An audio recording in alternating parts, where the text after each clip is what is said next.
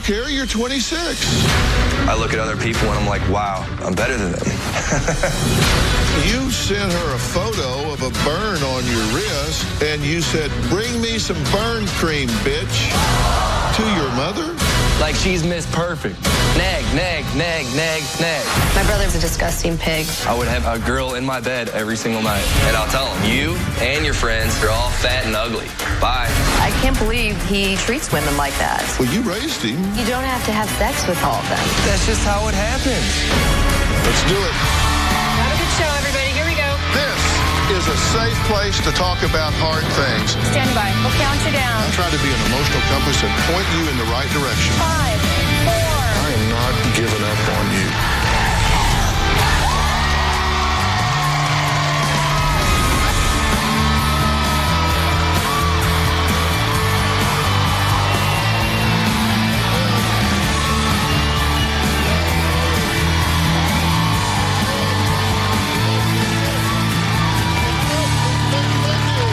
Thank you. All right. 6'4", 196 pounds. Size of the waist, 32, 34. Not talking about me. These are the body dimensions of 26-year-old Blake, a self-professed gym rat who spends 4 to 5 days a week working out his chest, triceps, and biceps because he wants to be a professional model.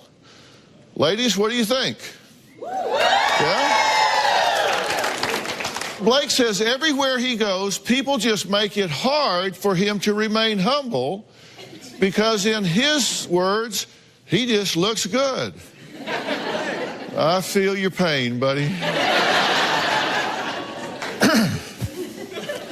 Well, his older sister, Sarah, disagrees. She says he is a disgusting pig who threatened to kill her and will sleep with multiple women in one night, throwing the one he deems unattractive out on the porch. He even defecated on his sister's porch out of anger one time. Now, Blake's mom, Sandra, says even though her son, believe it or not, graduated with a 3.5 GPA from a 4-year college with a degree in psychology, you might know, he refuses to work an entry-level job because it's beneath him.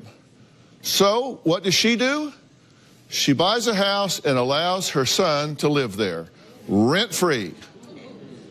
This is even after he demanded that she save his life by getting him internet, Cardinal baseball game tickets, and a pet, and called her a self-minded person and a bitch. So what is going on here? Take a look. I'm completely at the end of my rope with my son Blake. My mom is constantly on my back and never gives me a break. He's extremely volatile, narcissistic, and entitled. I can be kind of arrogant sometimes. Can be mean, rude. Over the years, I've bent over backwards to help Blake out. I pay for his phone, his insurance, I even bought his car. About 1.5 years ago, I purchased a new home. I let Blake move into my new home, and I moved into my boyfriend's home. I feel like my mom gives me a lot of material things, but she doesn't give me a lot of emotional support. He could care less about life and thinks that the world owes him everything. I got a lot of anger. I got a lot of hostility. If he doesn't get his way or get the things that he thinks he deserves, he throws a complete fit. I told her I'd set the house on fire. That gets her attention. And I'm like, yes, I got her. And today, Blake can't hold a job. Because of his anger issues, he gets fired. And what kind of job is it that you're looking for? It's none of your business. Where have you sent your resume? Well, I have a job. Why would I send my resume because you anywhere? need a better job. The only career Blake is interested in is being a model. I feel like this body should not go to waste. Everywhere I go, people make it hard for me to be humble because they're like, damn, you look good. I'm a gym rat. I look at other people and I'm like, wow. I just immediately know that I'm better than them. Even dudes are like, wow, that is one good-looking guy. He's incredibly disrespectful. Blake will call me a piece of and says that I've ruined his life. I'm just gonna be an ass. I feel like that's my only defense sometimes. He's constantly getting in trouble with the police. He gets tickets for speeding. Everybody gets speeding tickets. Give it a rest. Blake's been arrested for possession of marijuana.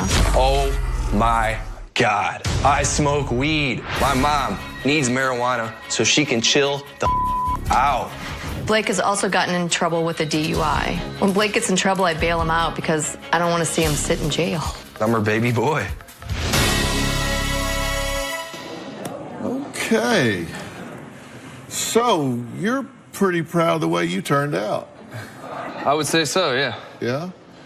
And you think you got a model type body and all that? Yeah, I would say I have no trouble with the ladies. Going out to the bars, I would have a girl in my bed every single night that I would go out. Did you say bitch in your bed? Yeah. That's what we call them. How you get along with your mom? Not very well. No. Yeah. Well, she We're bought opposites. Didn't she buy a new house and let you move in? Yeah, this is my temporary spot for now, until I decide to move on. Aren't you 26? I am 26. Well, what do you mean you had to live there? You're 26. You can live anywhere you want, right? Yeah, true. But she offered it to me, so why wouldn't I take it? That's a good question. Did you buy a new house and give it to him? I did buy a new house. I did not give it to him. But he was causing so much anguish at my parents' house that I was fearful of their health. And so I wasn't living in my house. And I said that he could live there in my home. Yes, I did do that. So he was living with your parents? Yes, he was. So you've always lived with either your grandparents or your parents unless you were at school? Yes. Well, he's tried to live with me because I lived with my boyfriend, and he had a physical altercation with the boyfriend and was kicked out of the home, and then that's when he went to live with my parents. Okay. So he couldn't get along living with you, so he went to live with your parents. Right. And he couldn't get along with them, so you bought him a new house. Well, I didn't buy him a house. I bought it for myself. Well, who's but living in it? He is. And who bought it? I did. So you bought him a new house? Okay, I bought him a new house. Are you wondering why she bought a new house? Well, I'm just wondering why she's rewarding bad behavior.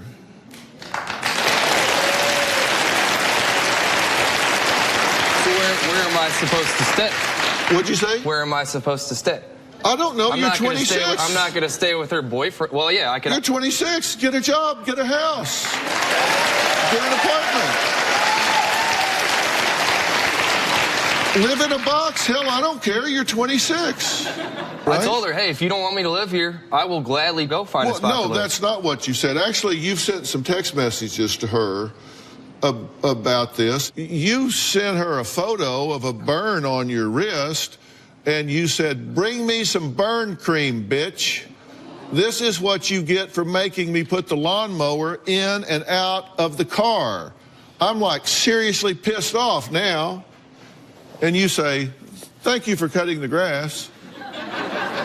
Bring me some burn cream, bitch? To your mother? Yeah. Then you sent her a text message.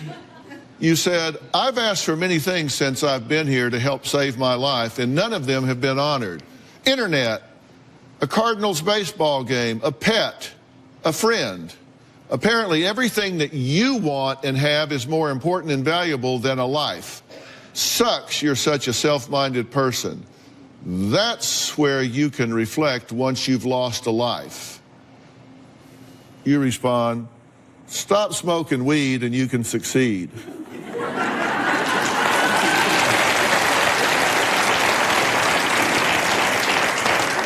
You need Cardinal tickets to save your life? Cardinal ticket? No.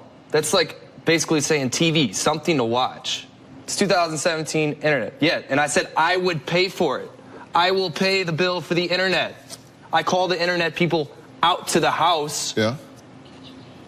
Have the installation ready. No, I don't want holes drilled in my brand new wood floors. What's wrong with my door? What's that spot on my driveway? Every time it's not like, hey, Blake, what's going on? Nag, nag, nag, nag, nag. Maybe like she's Miss Perfect. If you don't like the rules, why don't you move?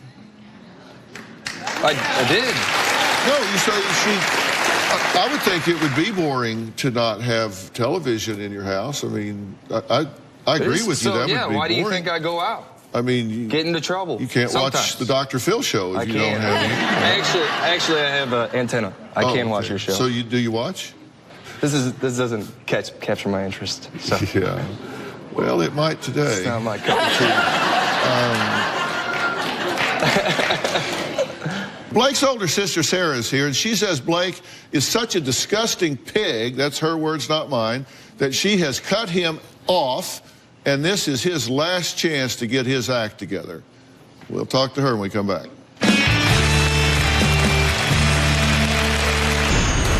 Blake and his sister Sarah don't get along at all. I've only spoken to my sister once in over a year. I feel like my sister is controlling and is in constant big sister mode. My sister needs to leave me alone. She needs to come off her high horse, and maybe she's just jealous. 26-year-old Blake is a college graduate who studied psychology and was on the dean's list with a 3.5 GPA. But he has admittedly thrown it to the wayside to sit around all day smoking pot in a rent-free new house that his mom has put him up in. I want to take a look at something that Blake said during the field shoot with the producers that caught my eye. Take a look at this. I told her I'd set the house on fire. That gets her attention. And I'm like, yes, I got her. Wow. The house she's letting you live in. Mm-hmm. I'll burn your house down. That's me when I'm pissed off. I don't know. You gonna burn the house down? Probably not, no. But he threatens things like that all the time. I mean, he's even threatened to burn down my parents' house with them in it, and that I would lose everything that matters to me, and that would make him happy. Well, that's interesting. His sister Sarah says he may think he's super hot, but his behavior proves he's not. My brother Blake has always been known as the crazy kid. Blake has a huge chip on his shoulder. He has a lot of resentment towards me. She acts like a private school sorority stuck-up bitch. He thinks that I'm the golden child because I went to a private high school and a private college. He thinks that I'm privileged because after college I got a great job and am now making 6 figures. Blake is a complete hothead. He's threatened to kill me, my boyfriend, my mom, and even my grandparents. He could snap at any moment. It's part of the reason I keep my distance from him. You get Blake upset and he does the unthinkable. One time I got in an argument with Sarah, and I got so mad at her. I told her, I'm going to defecate on your porch. I was serious. I walked up to her porch, pulled down my pants, and I defecated all over. He disgusts me. I thought it was hysterical. My mom had to clean it up, and I would do it again. What person in their right mind does something like that? It's not that big of a deal. I hate him when I think about Blake. He makes my stomach turn. He called me a recently on a text message over nothing, and I just said, okay. I was like, talk to you never. Something's not right. There's screw loose, for sure. What Sarah needs to understand is she's not my mother, and she needs to quit acting like my mother. I feel like my brother just needs to get a clue, and he needs to get a life. Okay, thank you for being here. Thanks for How having me. long has it been since you two have seen each other? I just saw him on Christmas, but before that, it had been a year. Been a year Yeah. before you'd seen him, so you Yeah. two don't hang. No, You don't and hang it out wasn't like together. I completely kicked him out of my life. We had a altercation. I was actually a little fearful, too, for my life and my boyfriend's life.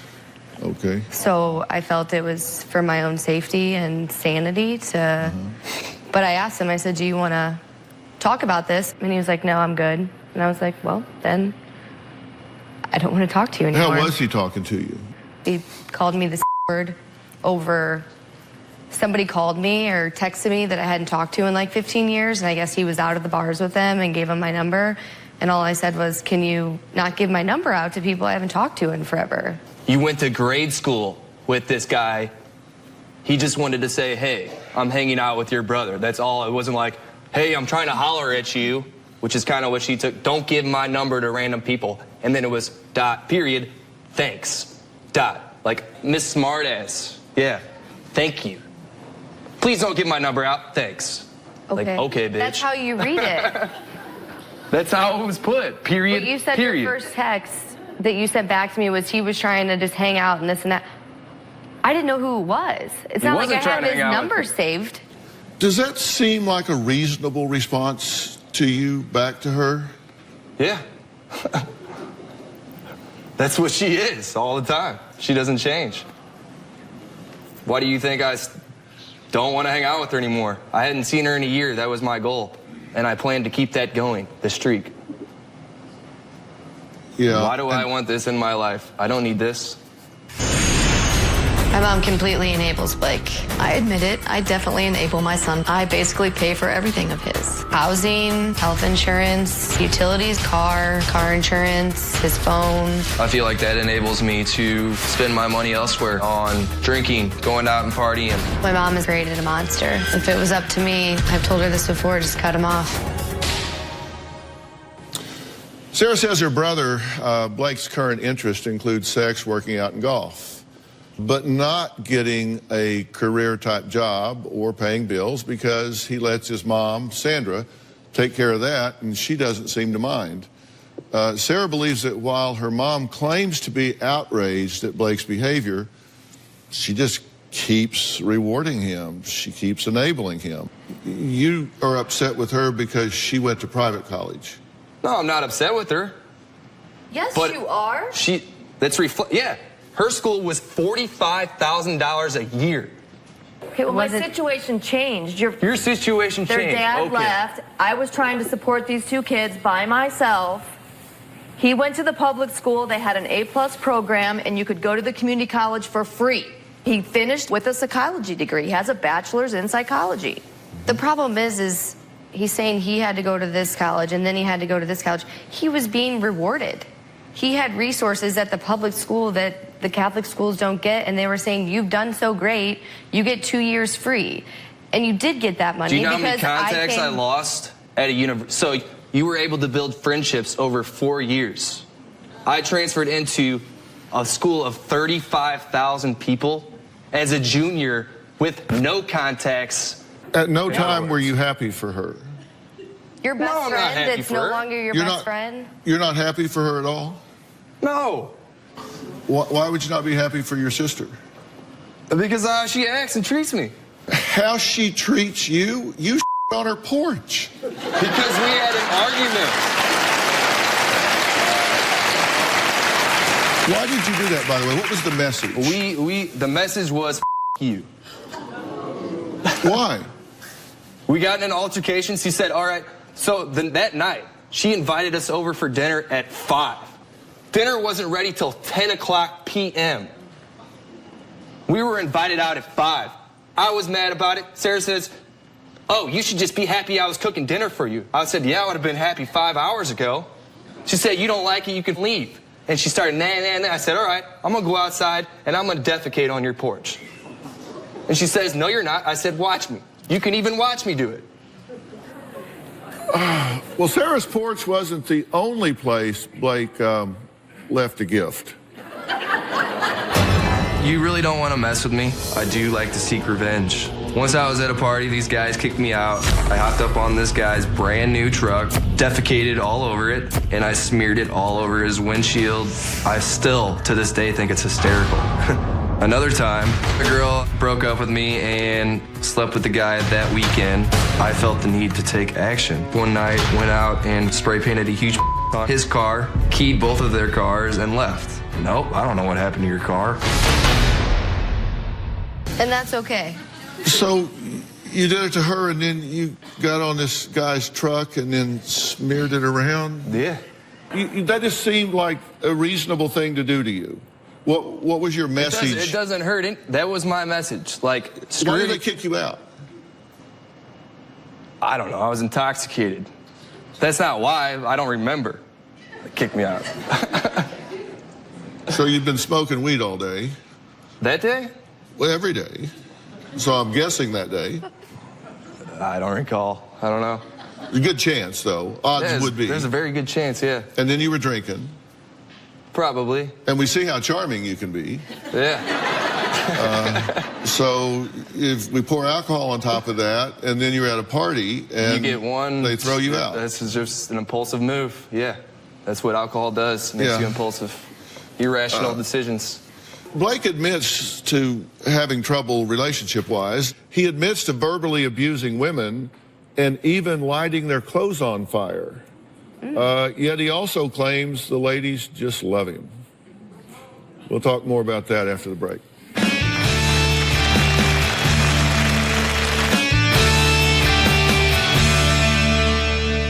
Blake says he is a, quote, man whore. Here's his explanation as to why. Blake thinks he's quite the ladies' man. I can have whatever I want when I want. I am what you would call a man whore. I love sluts. They're easy. He's a disgusting pig. Blake sees women as objects. Women are attracted to me because I am one sexy. Once he told me about 2 girls that he brought home to my mom's house and had sex with one of the girls. He then decided to leave the ugly one outside and then bragged about it later. When I go out, I usually end up with a girl in my bed. I'll throw them in the basket. The more eggs in your basket, the better chance you have to. I'll tell them, I said, you and your friends, you guys are all fat and ugly. Bye. He treats women horribly. When it comes to girls, I don't really care about your personality. If you want to be rude and arrogant and act like you're hot and you're an ugly, get on your knees. The way Blake talks about women, it's repulsive. I just think he's sick. Okay, so how do you feel about how he's describing that situation? It's disgusting.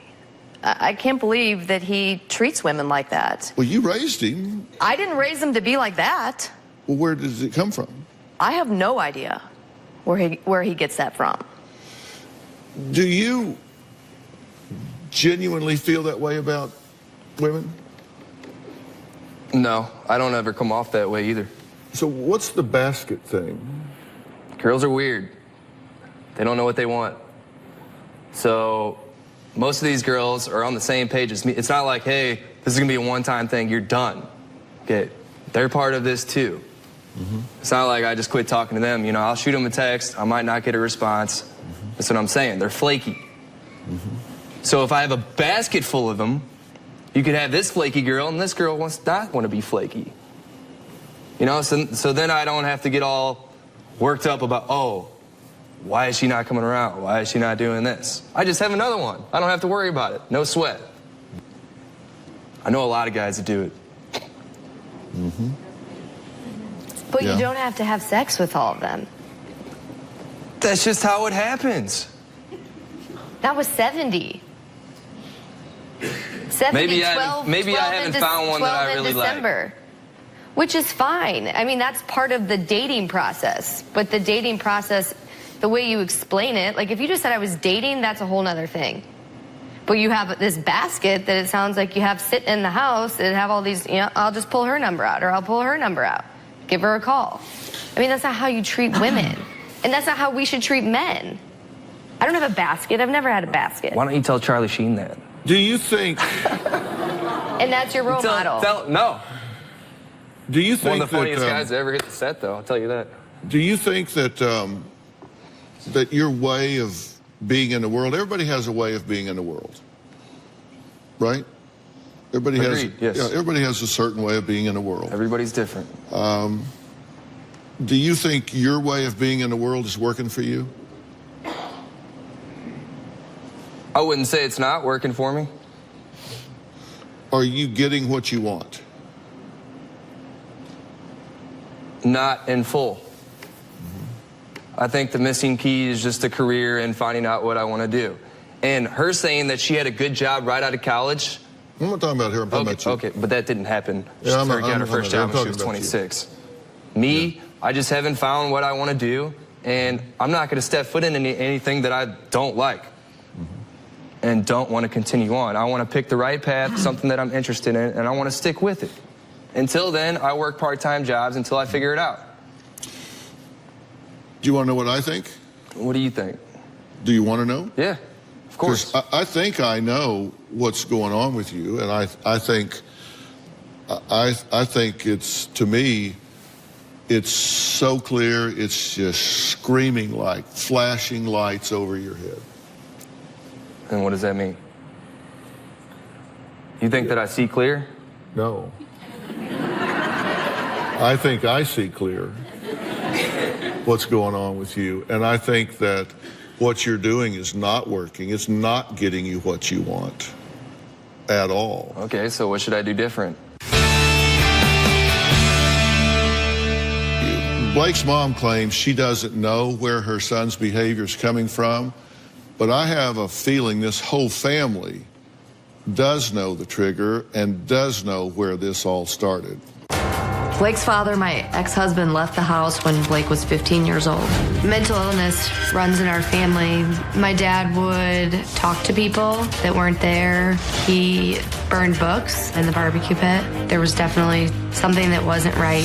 Their dad just got in his truck and drove away and never came back. When I was 18, I went out and visited my dad. He was scary. We really don't even know if he's dead or alive. I feel like I live in the shadow of my dad. I was the son. What is a son supposed to do? He's supposed to live up to be like his father. But if he's like that, you don't want to really end up like him. So you're kind of lost.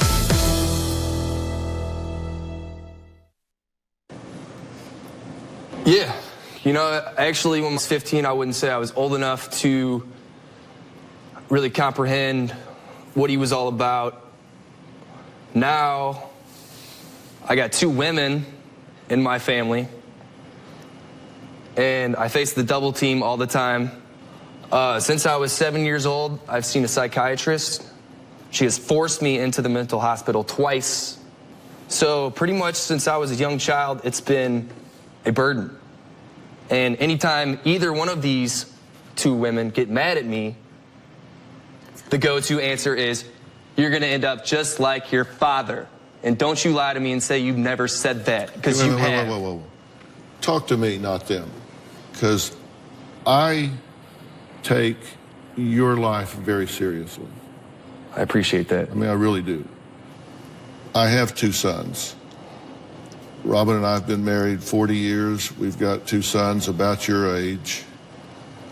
And when I was preparing for this show over the last several days, I really asked myself what impact it would have on either or both of my boys if at 15 I just disappeared.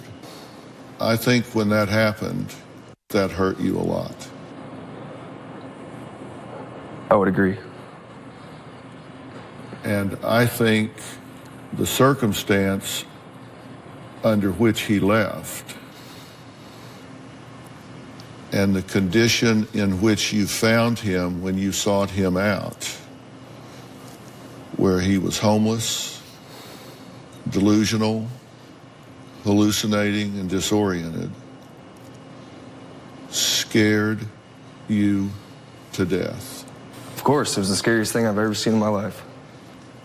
I think it scared you for you because you do have a BA in psychology, and I know that when you did that, you found out that there is a genetic component to psychosis and schizophrenia, and so a big part of you has got to be thinking, is this a ticking time bomb in me? Yeah, because I wouldn't say it actually had an onset in his life until he was in his early 30s. And I haven't made it that far yet. A big part of you does feel like, for whatever reason, he did abandon you. Maybe in his head, he felt like he was so helpless that leaving would save his family. But you're still alone, aren't you? For now. And that hurts. It would hurt anybody. Yeah, and it hurts you. When people respond to these things in a lot of different ways, and one way is to go through life like this with an attitude that says, get them before they get me.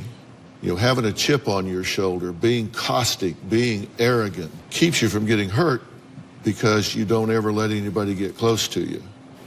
And behind all of that, you're wondering if you're going to wake up tomorrow and not know the difference between reality and fantasy. What is it, like a light switch? On and off? It just clicks? No. I'm going to answer that question after the break.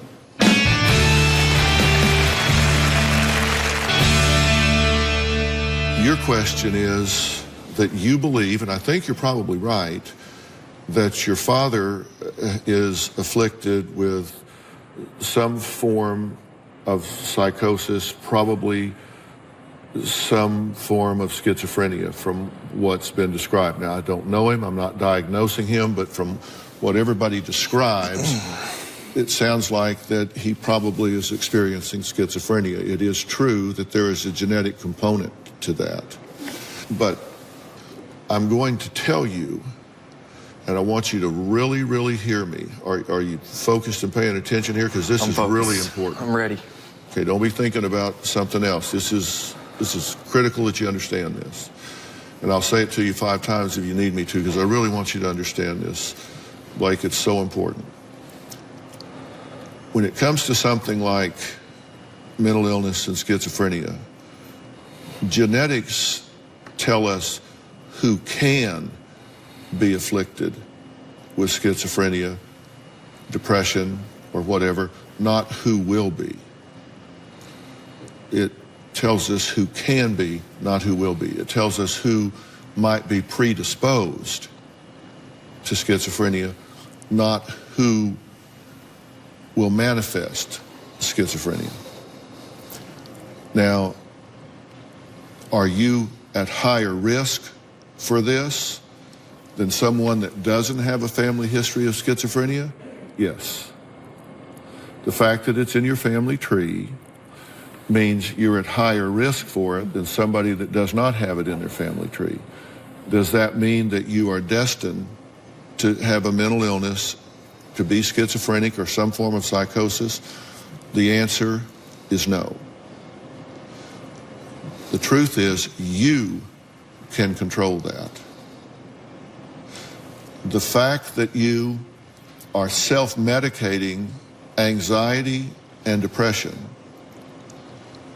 with marijuana and alcohol on an unrelenting basis heightens your likelihood of manifesting that disease substantially. How so? The chemicals in marijuana and the chemicals in alcohol, which operate on different parts of the brain,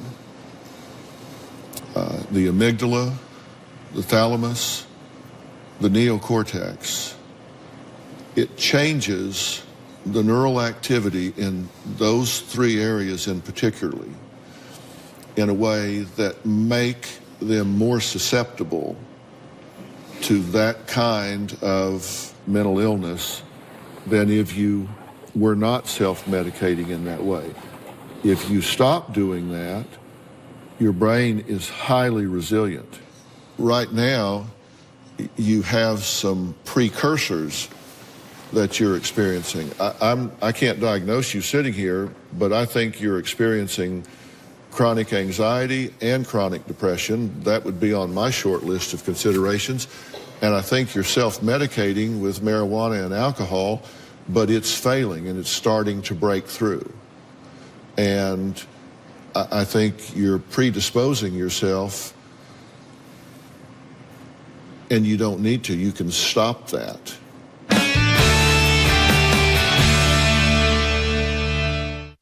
Closed caption. I want to do 2 things with you. I'm going to offer to do 2 things with you. Number 1, this is Ben Levinson right here.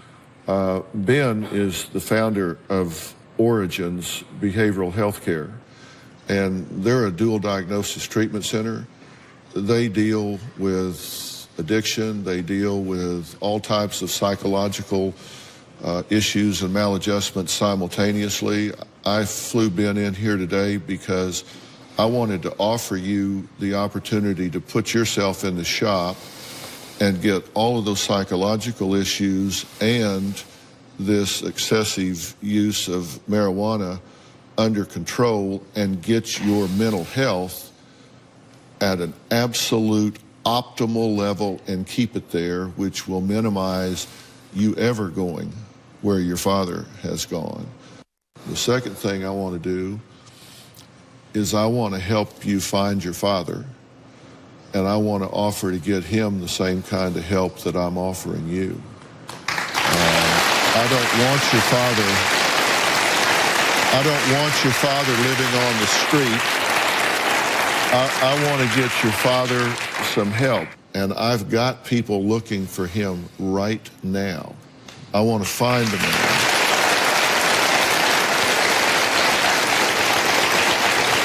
And I want you to go to him and be able to say, Dad, I've arranged to get you some serious help here. And I don't want you to live in fear of this. I don't want you running from it. I want you to turn around and face it head on. Get this under control. I want to find your dad, give him the help that we need, get him safe, and let's turn this around and stop this ridiculous charade. Will you take this help? Yes, I will. All right. Fair enough? All right, man. I appreciate it. Yep. All right. Okay, fair enough? All right. All right, I want to thank my guests today, including Ben Levinson, founder of the Dual Diagnosis Treatment Center, Origins Behavioral Health Care, for offering resources to Blake and to his father, who we are looking for in the most intense way. Well, Blake just made a commitment to fight to get better on the inside as well as the outside. Now, my wife, Robin, knows a little something about the importance of being the best that you can be inside and out. One example of how she helps others to do this is with her 14-product luxury skincare collection, available at robinmcgrawrevelation.com, right? That's right. I developed my skincare line with Harvard-educated, board-certified dermatologist, Dr. Jessica Wu. So when women ask me which of my products work best together, I make it easy with a special bundle that is a powerful AM/PM duo. There's quite a lot of buzz around this duo. I call it around the clock. For morning, there's my vitamin-infused serum, VitaBoost. And at night, my retinol serum, Welcome Back Youth. Together, they minimize the appearance of fine lines and wrinkles 24/7. We've been seeing great results with these products. And everyone in the audience will get to experience this around-the-clock duo because you're all going home with your own VitaBoost and Welcome Back Youth. Her luxury skincare collection, go to robinmcgrawrevelation.com. We'll see you next time.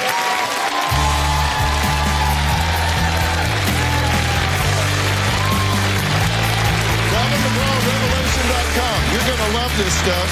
She uses it on my head.